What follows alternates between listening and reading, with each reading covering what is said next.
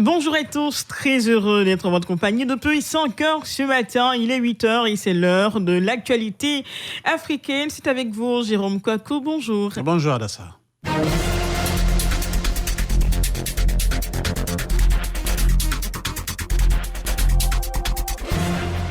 Bonjour à tous. L'actualité africaine tout de suite et maintenant. On commence par la Guinée.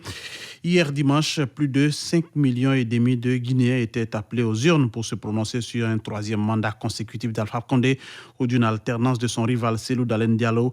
Avant même le début de la comptabilisation des résultats, l'opposition a commencé à dénoncer des bourrages d'urnes et des obstructions faites à la présence de ses représentants dans les bureaux de vote, notamment en Haute-Guinée, fief traditionnel du parti au pouvoir, et dans le sud forestier. Le Premier ministre Kassori Fofana a appelé au calme et à la retenue pour éviter des tensions entre partisans du président Alpha Condé et de son principal opposant Cellou Dalein Diallo.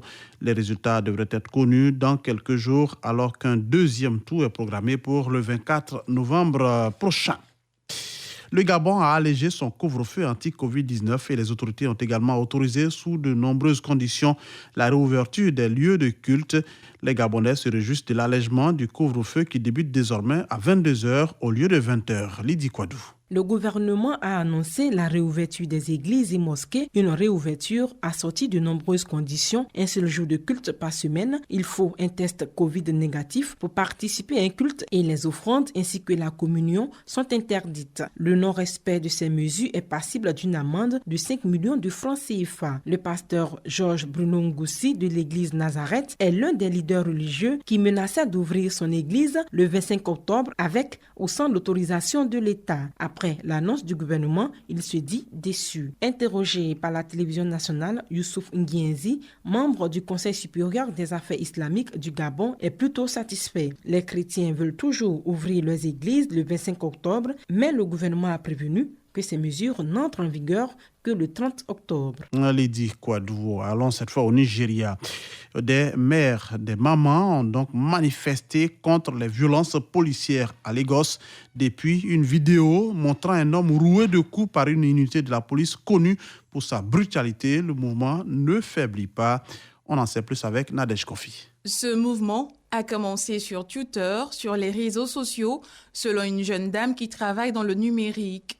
Les femmes sorties pour manifester disent vouloir un nouveau Nigeria où le droit, la paix et la justice règnent, où leurs enfants peuvent vivre, aller à l'école et travailler en paix. Elles désirent aussi un pays où le gouvernement rend des comptes au peuple et pas uniquement où le peuple rend des comptes au gouvernement. Le gouvernement nigérian a promis de dissoudre l'unité de la police en cause, mais la jeunesse nigériane se mobilise sur les réseaux sociaux pour mettre fin à toute violence policière. En 10 jours, au moins 10 personnes ont été tuées et des centaines blessées. Amnesty International accuse la police d'usage excessif de la force. C'était Nadège Kofi. Quand on parle de la zone sahélienne de l'Afrique subsaharienne, on imagine une zone désertique sans végétation et surtout sans arbres. Or, une étude du CNRS vient de démontrer que les arbres y sont beaucoup plus nombreux que ce que l'on croyait. Pour les détails, on interroge Adama Bakayoko. Observer une région grande comme 4 fois et demi la France à une résolution de 50 cm² pour compter les arbres, cela n'avait jamais été fait jusqu'à cette étude des photos satellites de la NASA par une équipe du CNRS. Surprise, les scientifiques ont détecté quasiment 2 milliards d'arbres dans cet espace de plus d'1 million de kilomètres carrés, ce qui donne en moyenne entre 13 et 14 arbres à l'hectare, des données utiles dans le cadre du changement climatique, comme l'explique Jérôme Chèvre, écologue au CNRS. Ce recensement permet de faire un bilan de la quantité de carbone que la biosphère terrestre stocke.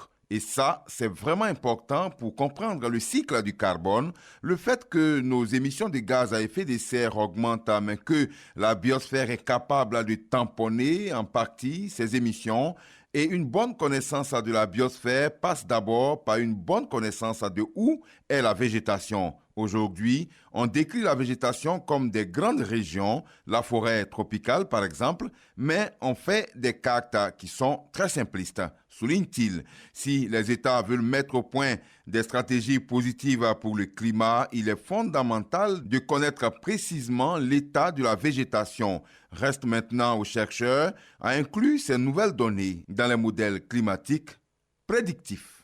Et c'est avec, bien sûr, cette information qu'on met fin à ce bulletin Afrique. Le prochain point de l'actualité, c'est à 9h.